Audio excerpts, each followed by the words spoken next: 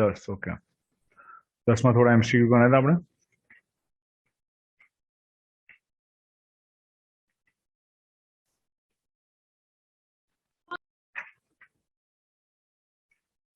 10 માં બુકમાં દાખલા ઉદાહરણ સ્વાધ્યાયમાં કઈ ગડબડ?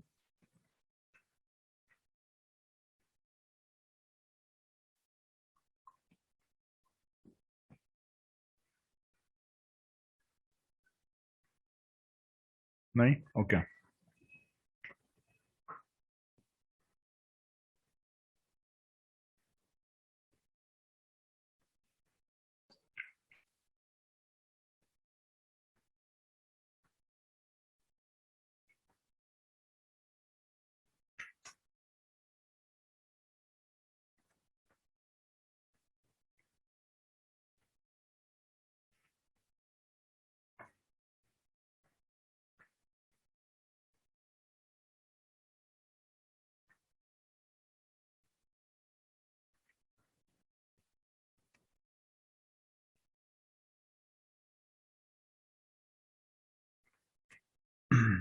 ओके, सो 10મા ચેપ્ટરમાં આપણે આગળ વધીએ. થોડા પ્રશ્નો એમસીક્યુ ડિસ્કસ કરીએ છીએ. અહીંયા એક પ્રશ્ન છે, યંગના પ્રયોગમાં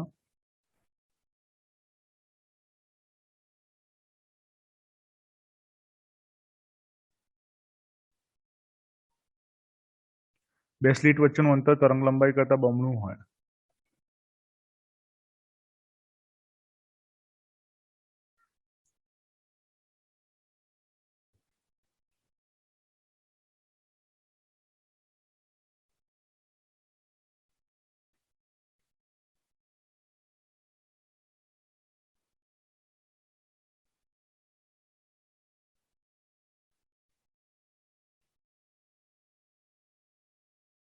તો પ્રકાશિત સલાખાઓની મહત્તમ સંખ્યા શોધો.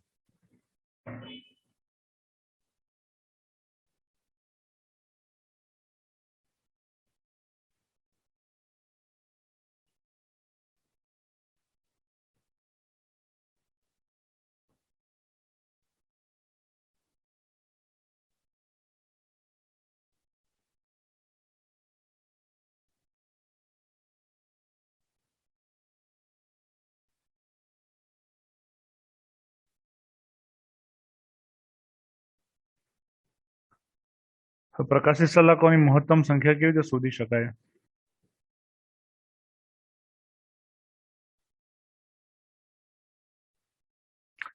પ્રકાશિત સલાખાઓની મહત્તમ સંખ્યા શોધવા માટે આપણે સાઇન થીટા વાળો કોન્સેપ્ટ વાપરીશું. સાઇન થીટા બરાબર n lambda divided by d.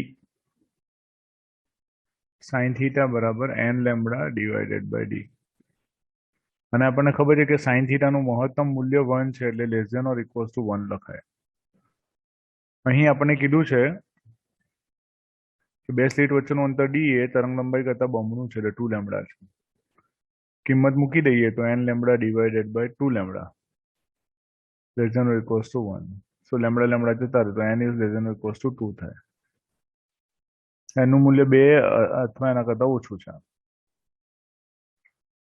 એટલે એનું મહત્તમ મૂલ્ય 2 છે.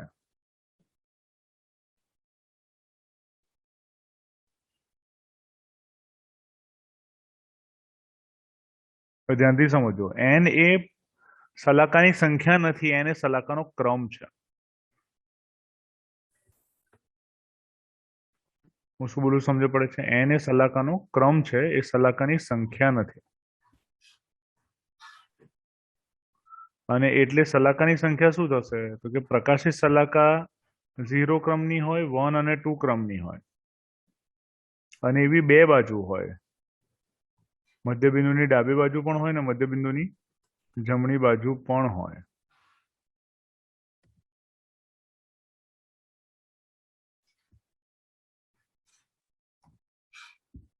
ખ્યાલ આવે? એટલે આપણે એવું લખી શકીએ કે ભાઈ 0 ક્રમ,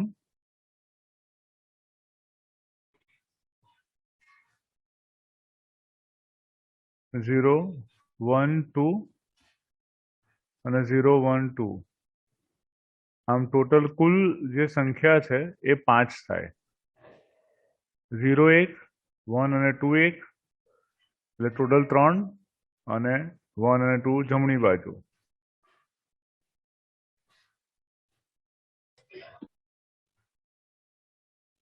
કુલ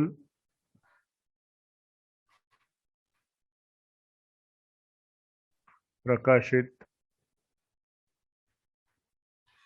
શલાકાઓ 5 થશે.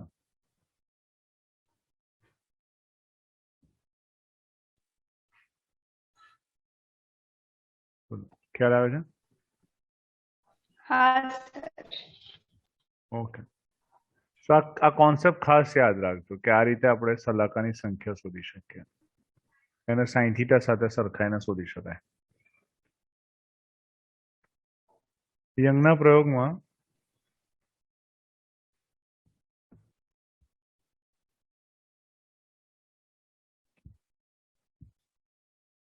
પડદા પરના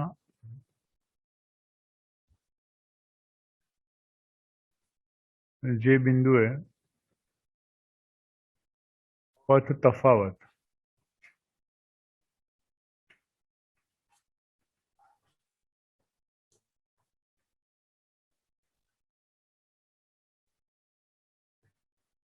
λ/6 છે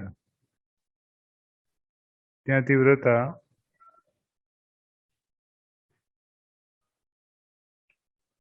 I છે. જો મધ્યસ્થ પ્રકાશિત શલાકાની તીવ્રતા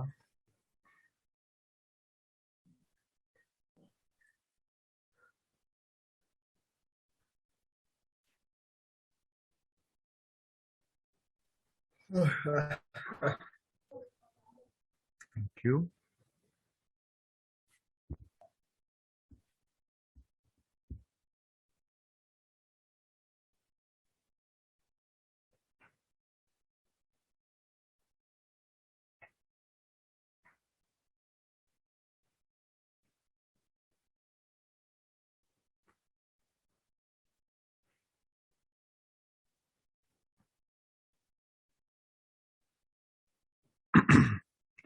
યંગના પ્રયોગમાં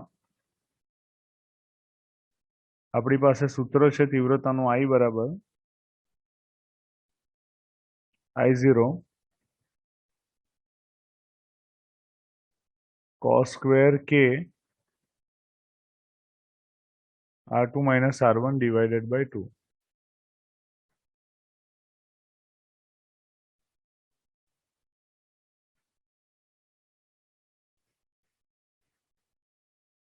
એમાં R2 minus R1 એ પથ તફાવત છે.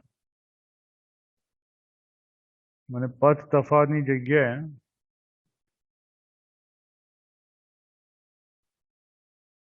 આપણે λ/6 લખી શકીએ. એટલે I બરાબર થશે I0 cos સ્ક્વેર. ધ્યાનથી જોજો, K ની જગ્યાએ આપણે લખીએ છીએ 2π/λ અને R2 minus R1 ની જગ્યાએ લખીએ છીએ λ/6. તો લેમડા કેન્સલ થઈ જશે, 2 કેન્સલ થઈ જશે અને I બરાબર તમને મળશે I0 cos સ્ક્વેર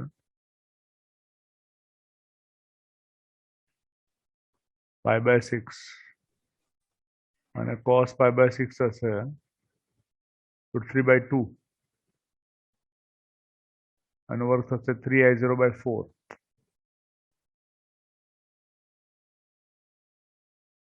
અને therefore I divided by I0 મળશે તમને 3/4. બોલો, ખ્યાલ આવે છે? हाँ सर।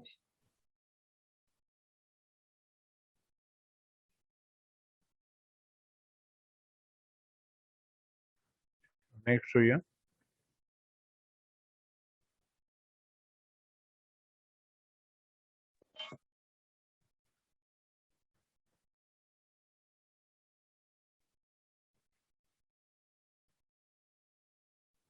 I0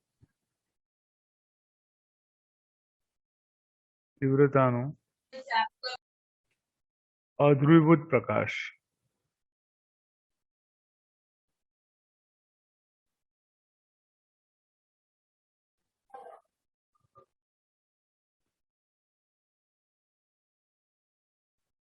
એ પોલેરોઇડ એ પર આપાત થાય છે.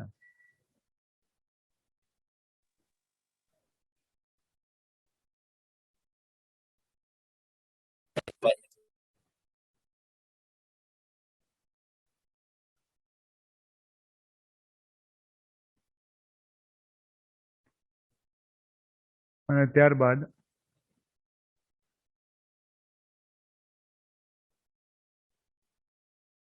પોલેરોઇડ બી માંથી પસાર થાય છે.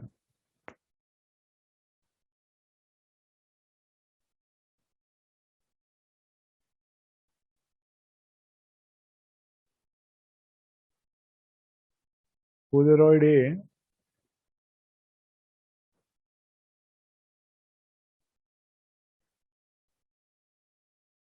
અને પોલેરોઇડ બી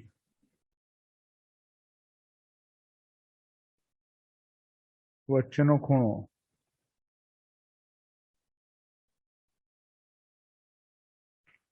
45 ડિગ્રી હોય તો નિર્ગમન પામતા કોણ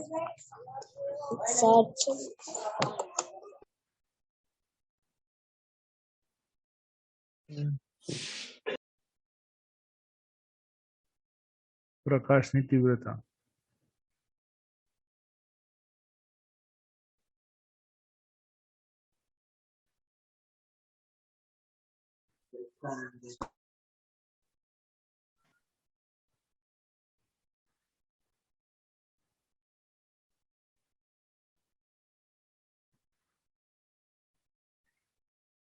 કયો કોન્સેપ્ટ વાપરી શકાશે?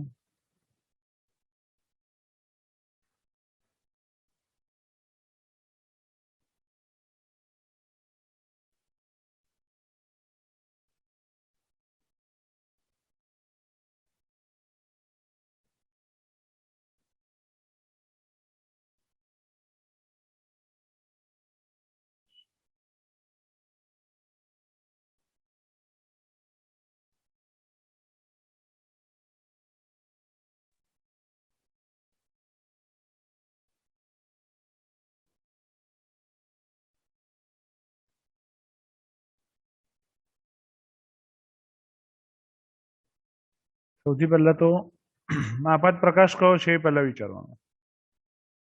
તો આપાત પ્રકાશ અધ્રુવીભૂત છે.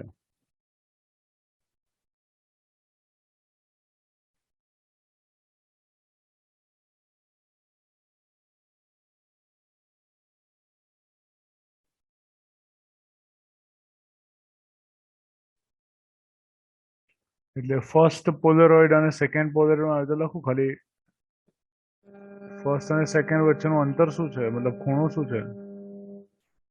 એટલે 45 ડિગ્રી.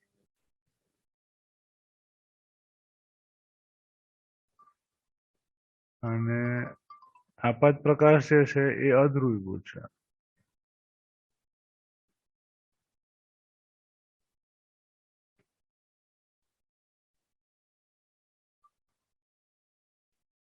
અધ્રુવિત પ્રકાશ છે એટલે એની તીવ્રતા I0 છે.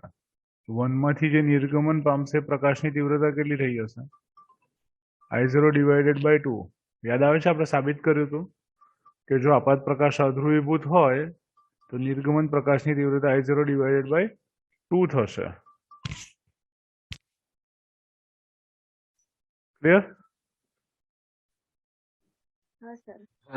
અને એટલે હવે 1 અને 2 વચ્ચેનો ખૂણો 45 છે તો 2 માંથી જે નિર્ગમન પામશે એની તીવ્રતા I બરાબર શું થાય? તો કે આપાત પ્રકાશની તીવ્રતા એટલે I0 બાય 2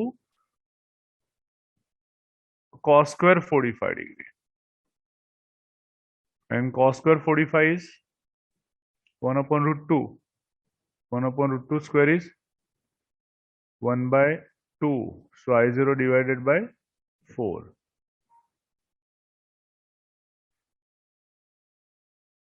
Right? Suppose છે સેમ દાખલામાં થીટા 45 ની જગ્યાએ બીજી કોઈ પણ વેલ્યુ આપી હોય. સે એક્ઝામ્પલ આપણી પાસે પહેલો આપાત પ્રકાશ જે છે અધ્રુવીભૂત છે જેની તીવ્રતા I0 છે, ફર્સ્ટ પોલેરોઇડ, સેકન્ડ પોલેરોઇડ, થર્ડ પોલેરોઇડ, દરેક બે વચ્ચેનો ખૂણો 45 છે.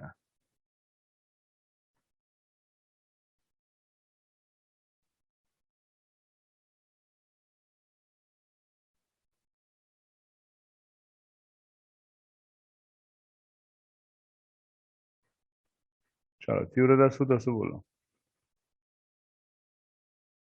I0/8. ચાલો સ્ટેપ બાય સ્ટેપ સમજાવો પ્લીઝ.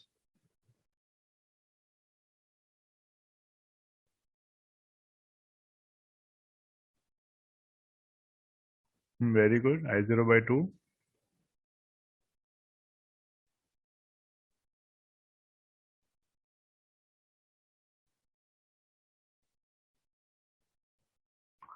I0/4.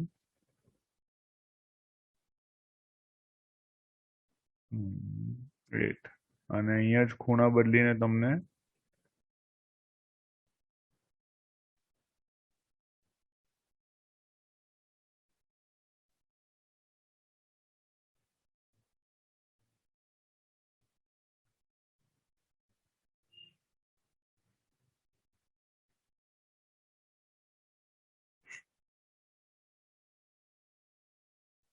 ત્રણ પોલેરોઇડ છે, 1 2 3.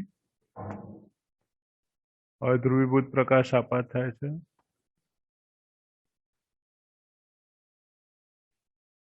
I0 તીવ્રતા છે.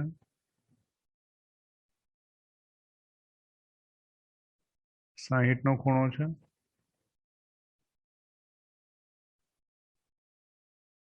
અહીંયા પણ 60 નો ખૂણો છે.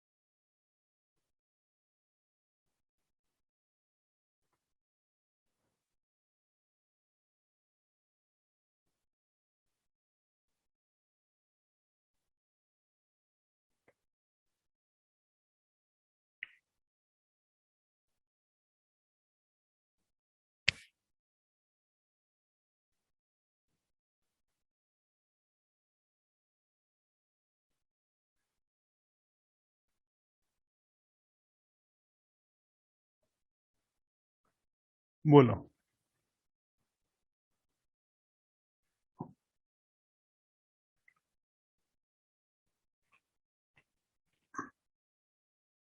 પાંચમા દાખલામાં I0/8 કેવી રીતે?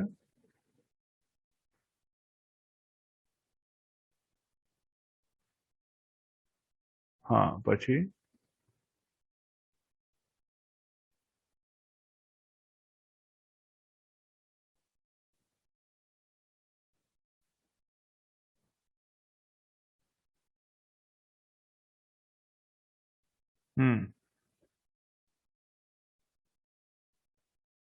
તો I0/2 into 1/4 એટલે I0/8. પછી I0/8 into cos square 1/2. cos square 60 એટલે 1/2 નો વર્ગ 1/4 એટલે I0/32. ઉતાવળ નહીં કરો, શાંતિથી ગણો, પહેલા વિચારો. સૂત્ર આપણને આવડતું તો ઉતાવળ કરીને ખોટો જવાબ ગડબડ કરી દેવાની. ચાલો 30 માટે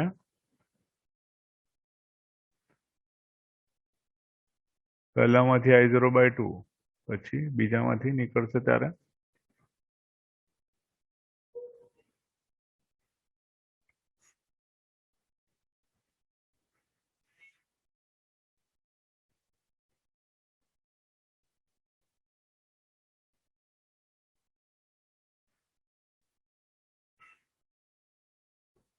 3I0 ડિવાઇડેડ બાય 8 અને પછી ત્રીજામાંથી નીકળે ત્યારે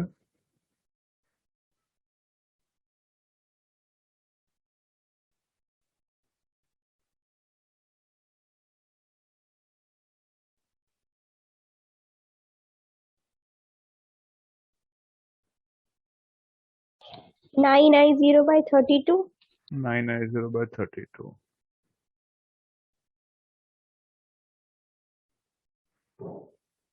બરાબર. ચાલો સાતમો જુઓ. સાતમામાં પહેલા ને બીજા વચ્ચેનો ખૂણો 30 અને પહેલા ને ત્રીજા વચ્ચેનો ખૂણો 90 છે.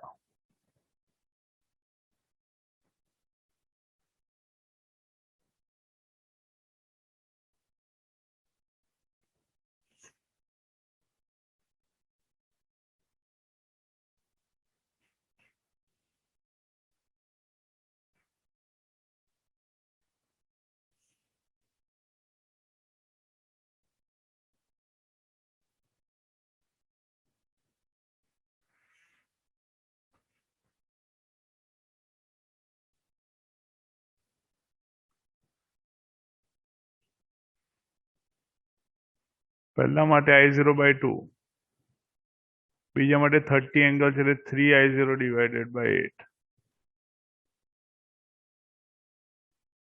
અને પછી 3I0 બાય 32. ખ્યાલ આવ્યો? કારણ કે બીજા ત્રીજા વચ્ચેનો ખૂણો 60 થશે, તો cos સ્ક્વેર 60 લઈને ગણવું પડે. કન્ફ્યુઝન હોય તો પૂછો.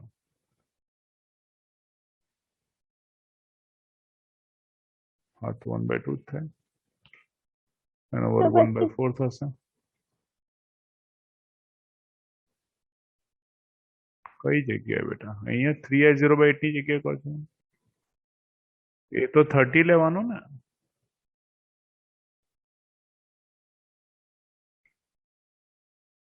વન અને 2 વચ્ચેનો ખૂણો તો 30 છે ને. 2 અને 3 વચ્ચેનો ખૂણો 60 થશે.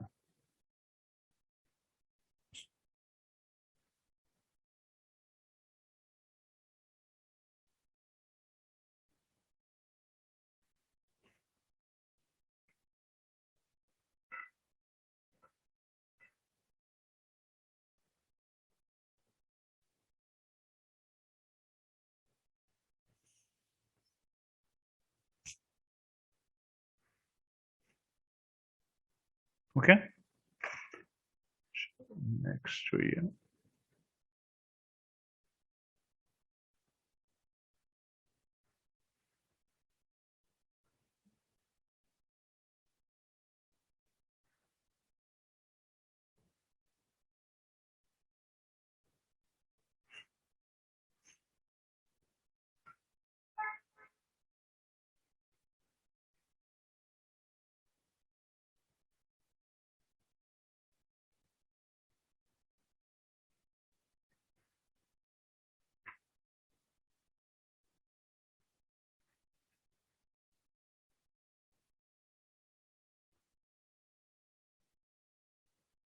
એક જીપની બે હેડલાઇટ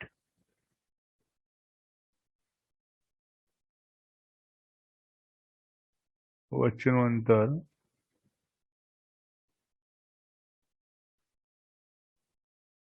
1.2 મીટર છે.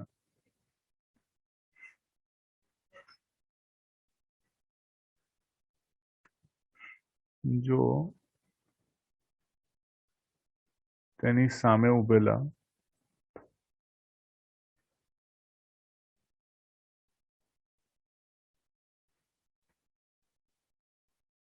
અવલોકનકાર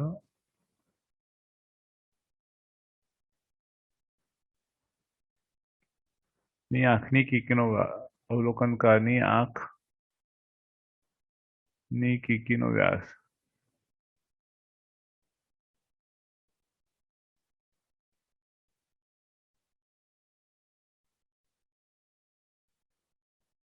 2 મિલીમીટર હોય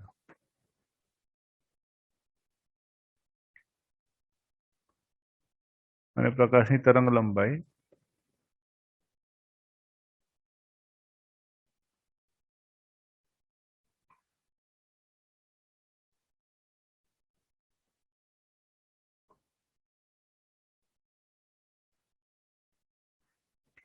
પ્રકાશની તરંગ લંબાઈ 5896 એંગસ્ટ્રોમ હોય।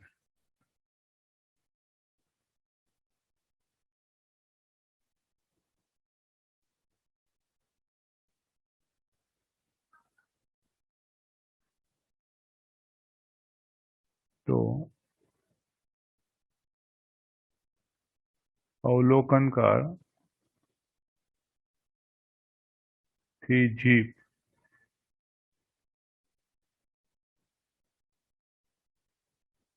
કેટલા મહત્તમ અંતરે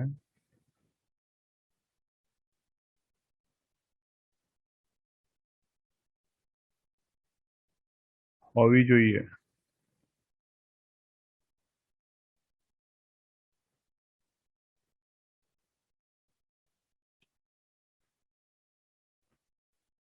કે જેથી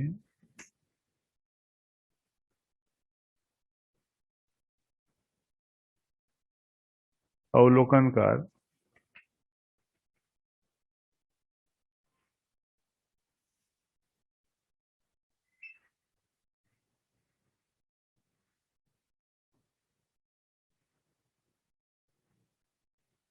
બંને હેડલાઇટ અલગ અલગ જોઈ શકે।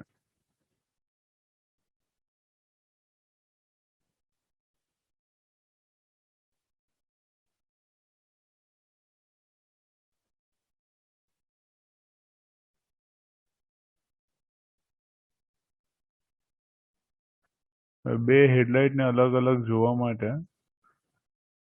પરિસ્થિતિ શું થાય? બે હેડલાઇટ છે,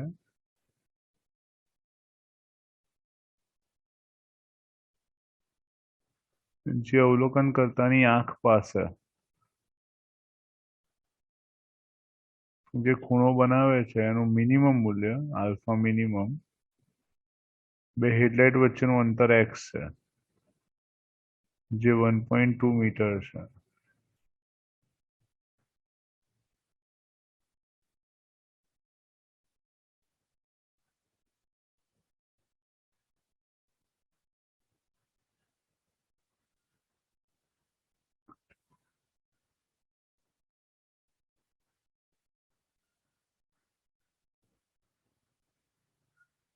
આર અંતર કેટલું હોવું જોઈએ? આ ખૂણો આલ્ફા મિનિમમ થાય છે, x 1.2 મીટર છે। Yes, so 1.22 lambda divided by વ્યાસ એટલે d, એક્ઝેક્ટલી એટલે x ડિવાઇડેડ બાય r લખી શકાય। r આપણે શોધવાનું છે, તો r બરાબર થશે x into d divided by 1.22 lambda.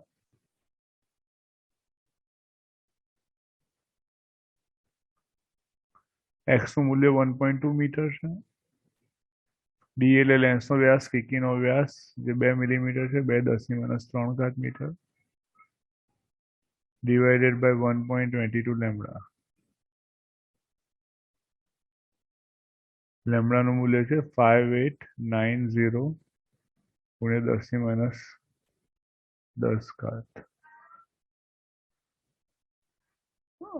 Sorry 96।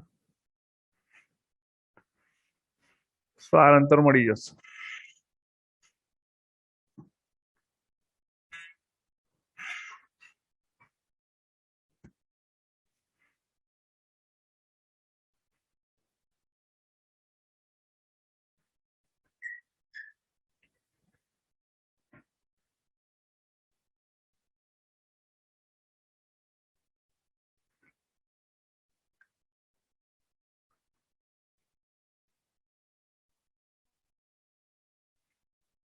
બરાબર, તો ગણતરી કરતા આવડશે, રાઈટ? નેક્સ્ટ દાખલો જોઈએ।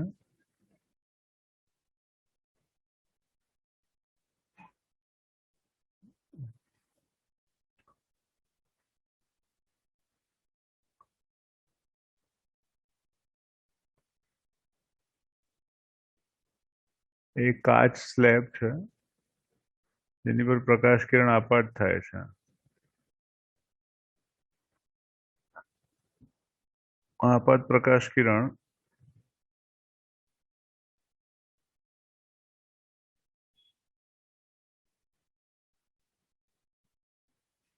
આંશિક પરાવર્તન પામે છે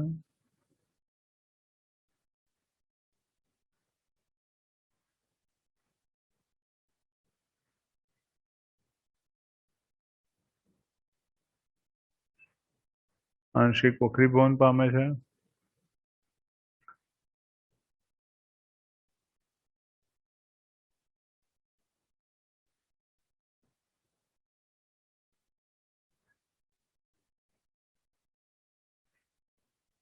અને વક્રીભવન પામે છે.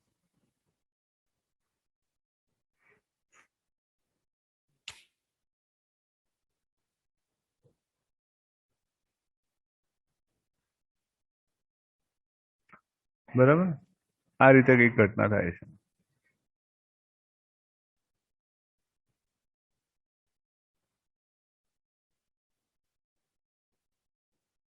અહીં આપણે સપાટીને લંબ દોરીએ.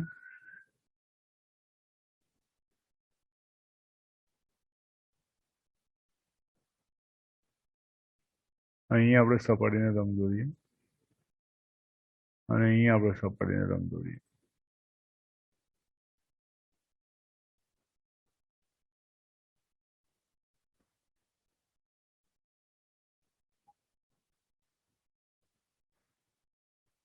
આ તીવ્રતાનો પ્રકાશ આપાત થાય છે.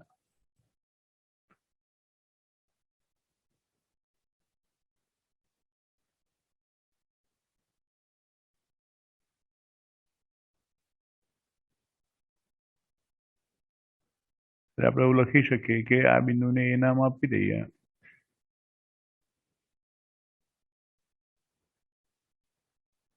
અને આ બિંદુને એ ડેશ નામ આપીએ.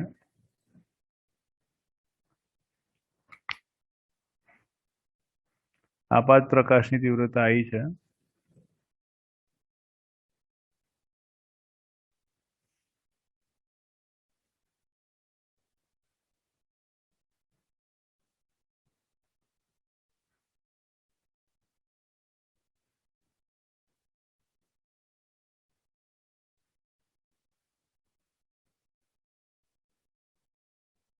દરેક પરાવર્તન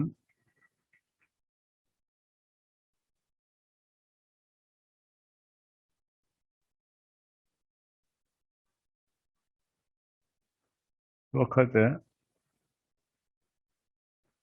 આપાત તીવ્રતા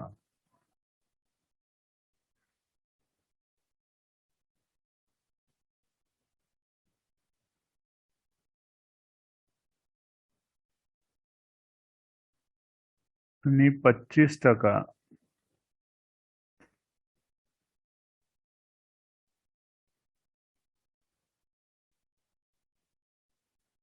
તીવ્રતા પરાવર્તિત થાય છે.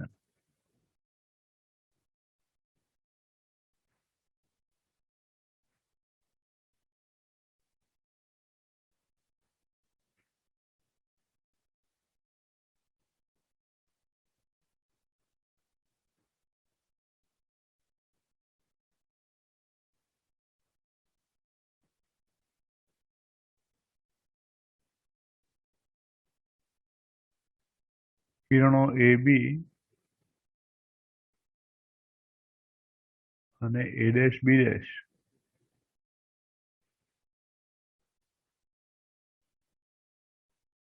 વચ્ચે વ્યતિકરણ થાય છે.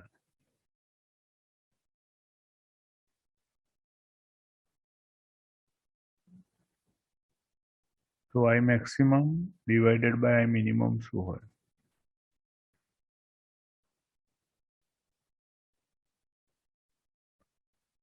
એટલે AB ની તીવ્રતા I1 હોય અને A ડેશ B ડેશ ની તીવ્રતા I2 હોય તો I maximum divided by I minimum બરાબર √I1 plus √I2 whole square divided by √I1 minus √I2 whole square.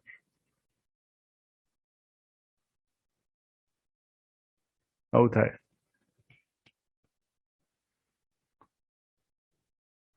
Right I1 બરાબર શું થશે એ હવે આપણે વિચારીએ. I1 બરાબર 25% તીવ્રતા એટલે ચોથા ભાગની તીવ્રતા I ડિવાઇડેડ બાય 4 થાય અને અહીંયા જે તીવ્રતા જાય 3I ડિવાઇડેડ બાય 4 જાય.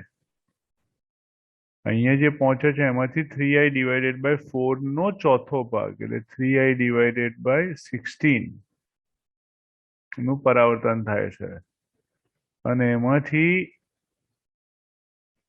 3I ડિવાઇડેડ બાય 16 નો ચોથો ભાગ પરાવર્તિત પામે એટલે 3I divided by 16 divided by 4 64 નું પરાવર્તન થશે અને અહીંયા જે જશે એ થશે 3I ડિવાઇડેડ બાય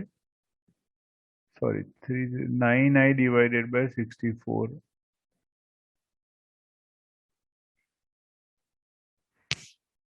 તો 3I બાય 16 નો ચોથો ભાગ અને 3I બાય 16 નો 3/4 ભાગ.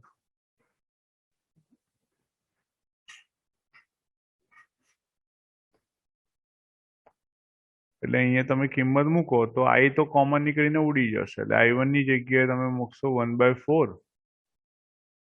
I2 ની જગ્યાએ લખશો તમે 9/64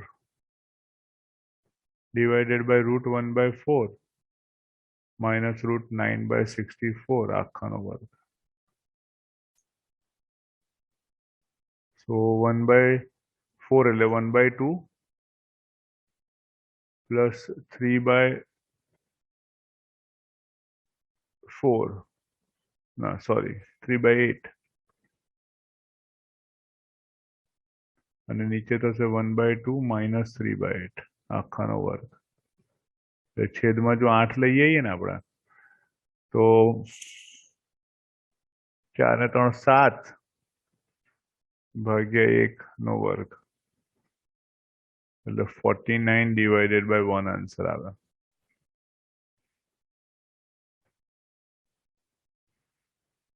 બરાબર છે. લેસ દેન 1 મિનિટ બાકી છે આપણે રીજોઈન કરીએ.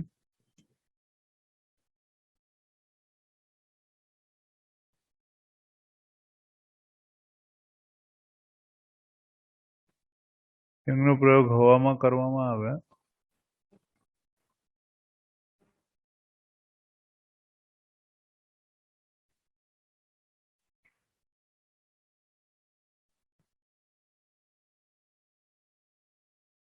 સલાકાની પહોળાઈ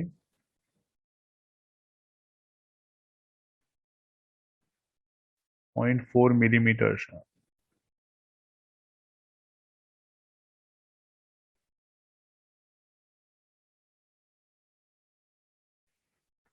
અને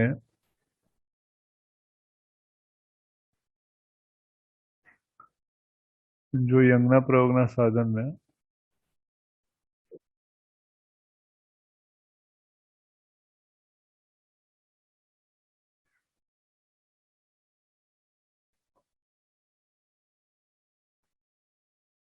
પાણીમાં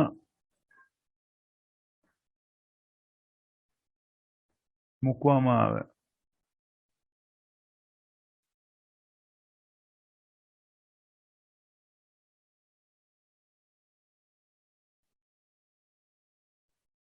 સલાકાની નવી પહોળાઈ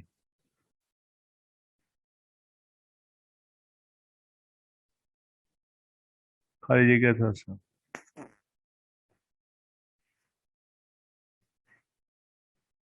n બરાબર 4/3 છે.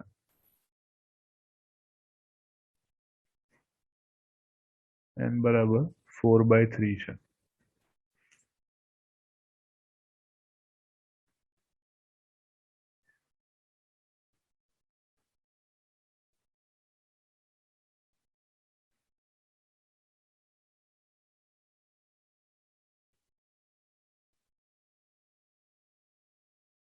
Okay.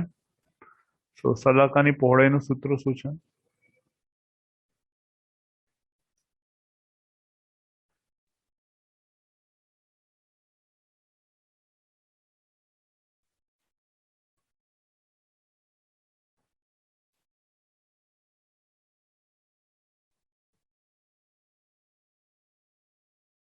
Lambda is equals two સલાકાની પહોળાઈ બીટા લખી દઈએ આપણે. સૂત્ર છે લેમડા ડી બાય ડી, જેનું મૂલ્ય આપણને આપ્યું છે 0.4 મિલીમીટર.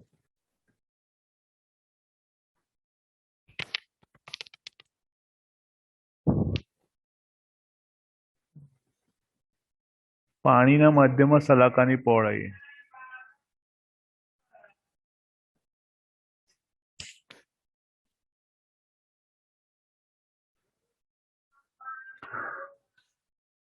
પાણીના માધ્યમમાં સલાકાની પહોળાઈ.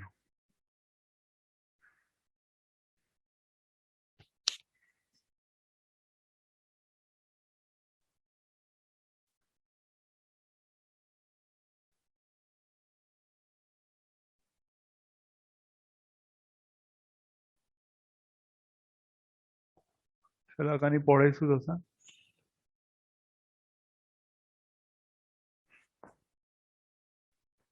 Beta is equals to lambda capital D divided by N D. કારણ કે તરંગ લંબાઈ લેમડા જે છે એન માં ભાગની થઈ જશે.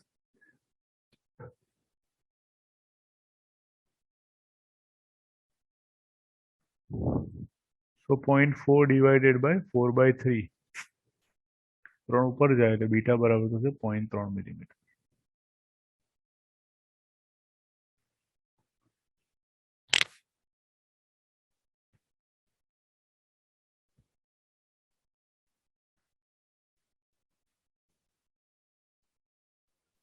Sir yes. આમાં કોણીય પહોળાઈ કીધી હોત તો લેમડા ડી બાય 2 એનડી. ના, લેમડા ડી બાય ડી આવે, લેમડા બાય ડી આવે, કેપિટલ ડી ના આવે. કોણીય પહોળાઈ કીધી હોત તો એકચ્યુઅલી ડિવાઇડેડ બાય 2d જ છે, પણ પેલા બુકના સૂત્ર પ્રમાણે આપણે ગણીએ લેમડા ડી બાય 2d છે, તો બી મતલબ સૂત્રમાં કોઈ મતલબ આન્સરમાં કોઈ ફરક નહીં પડે. ઓકે.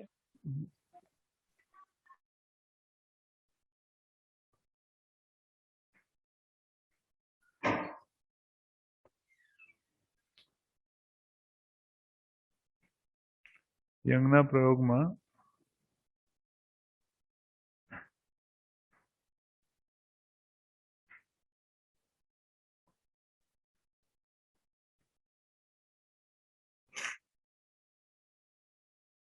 બે ઉદ્ગમ વચ્ચેનું અંતર, બે સ્લીટ વચ્ચેનું અંતર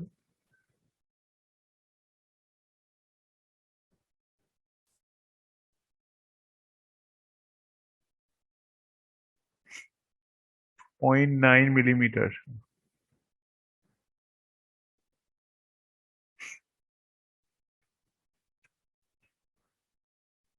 અને પડદાનું ઉદ્ગમથી અંતર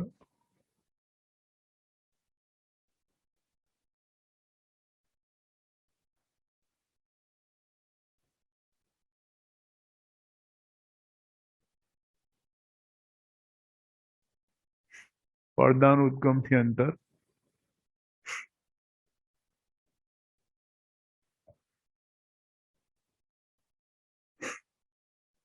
1 મીટર છે.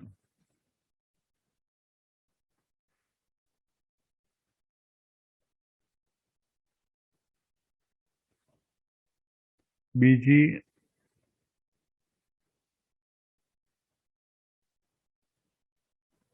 અપ્રકાશિત સલાકાનું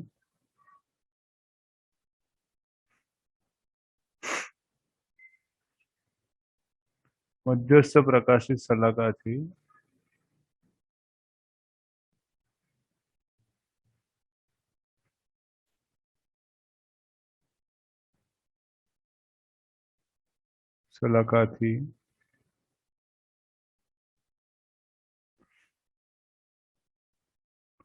અંતર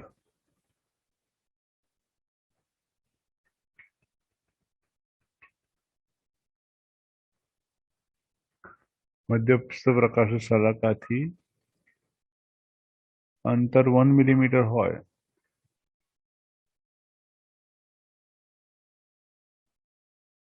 તો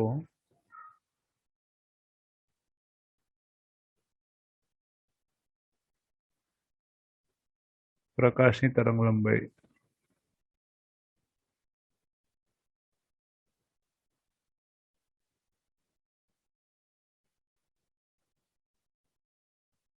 શોધો.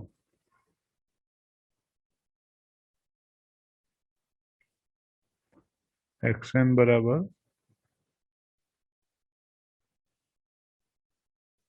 અપ્રકાશિત છે બેટા.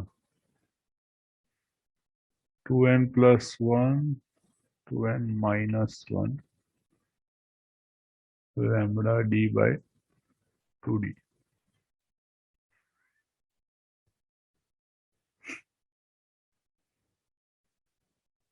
So lambda બરાબર થશે xn into 2d divided by lambda into d.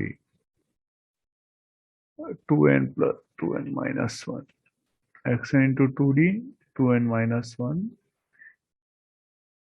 lambda d. So lambda is equals to xn નું મૂલ્ય છે 1 મિલીમીટર 10 - 3 ગુણ્યા 2 ગુણ્યા d. d નું મૂલ્ય છે 0.9 મિલીમીટર 9 ગુણ્યા 10 - 4 divided by 2n minus 1. બીજી અપ્રકાશિત 2 દુ 4 ઓછા 1 એટલે 3 ગુણ્યા લેમ્બડા આપણે શોધવાનું છે અને d નું મૂલ્ય થશે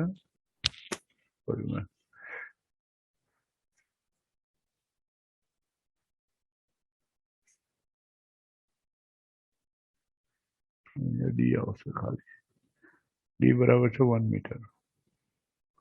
સો લેમ્બડા બરાબર થાય 3 દુ 6 ગુણ્યા 10 - 7 મીટર. 6 નેનોમીટર લખાય અથવા 6000 એંગસ્ટ્રોમ સોરી 600 નેનોમીટર લખાય અથવા 6000 એંગસ્ટ્રોમ લખાય.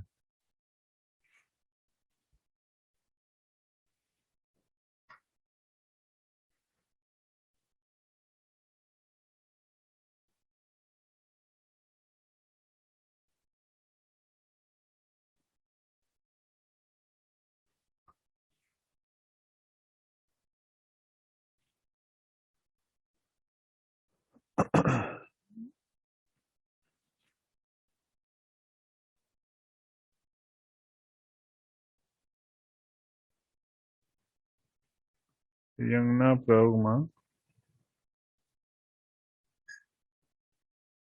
2 સ્લિટ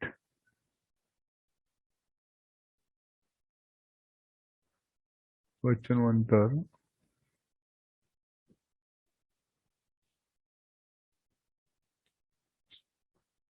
0.2 મિલીમીટર છે અને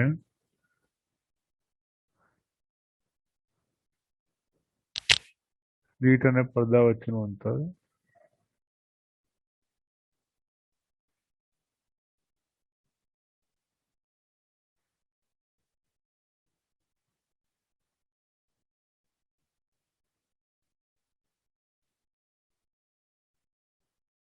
200 સેન્ટીમીટર છે.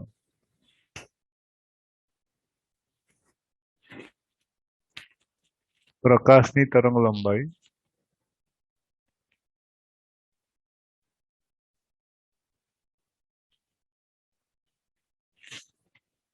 પાંચ 5000 એંગસ્ટ્રોમ હોય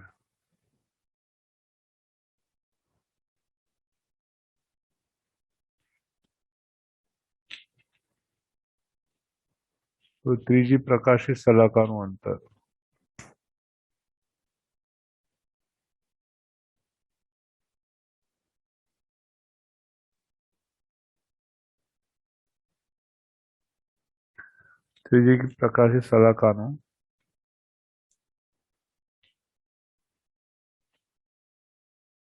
મધ્યસ્થ સલાખાના મધ્યબિંદુથી અંતર શોધો.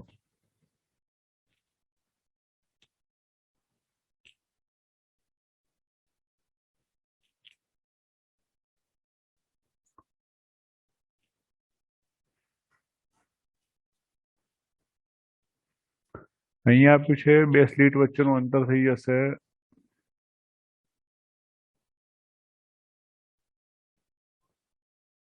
Small D 0.2 millimetre. સ્લિટ અને પડદા વચ્ચેનું અંતર થશે કેપિટલ ડી બરાબર 200 સેન્ટીમીટર. પ્રકાશની તરંગ લંબાઈ લેમ્બડા થઈ જશે 5000 એંગસ્ટ્રોમ.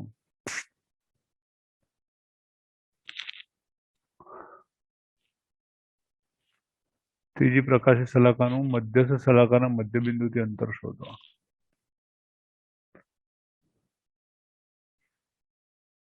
ત્રીજી પ્રકાશી n બરાબર 3 માટે અંતર જોઈતું હોય તો x3 બરાબર થશે 3 lambda D by D.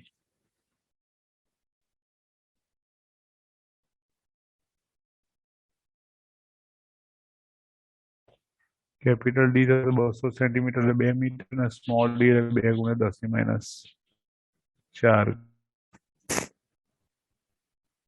x3 બરાબર થશે 15 ગુણ્યા 10⁻⁴.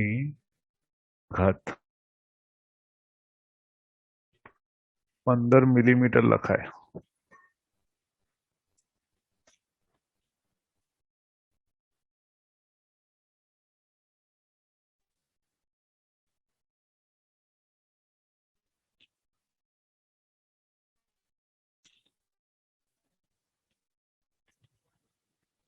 પંદર મિલીમીટર લખાય અથવા 1.5 સેન્ટીમીટર લખાય.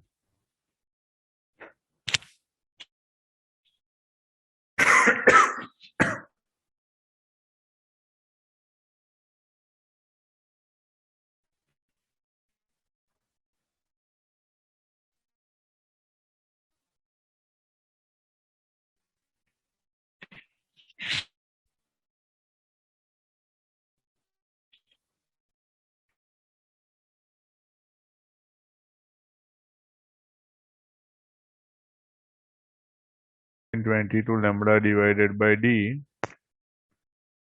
1.22 lambda divided by d બરાબર x upon r થાય. So therefore x કેટલો હોવું જોઈએ? x બરાબર 1.22 lambda divided by d into r. કિંમતો મૂકો. તો 1.22 lambda થશે 5000. સોરી, લેમ્બડા ના લખશે ને, લેમ્બડા બરાબર 5000 એંગસ્ટ્રોમ આપેલા છે. તો 5 ગુણ્યા 10⁻⁷ લખીશું. આર નું મૂલ્ય થશે 10 સેન્ટીમીટર. ઓબ્જેક્ટિવ આર બરાબર થશે 1 કિલોમીટર 1000 અને કેપિટલ ડી બરાબર થશે વ્યાસ 10 સેન્ટીમીટર એટલે 0.1 મીટર. ચેક કરો x શું મળે છે.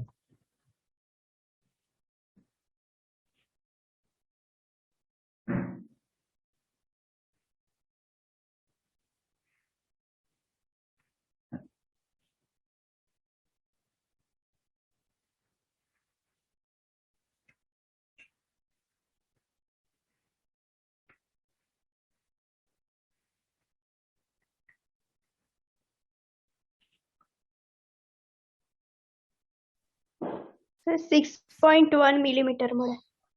6.1 ગુણ્યા 10⁻⁴ 6.1 મિલીમીટર થશે. ઓકે.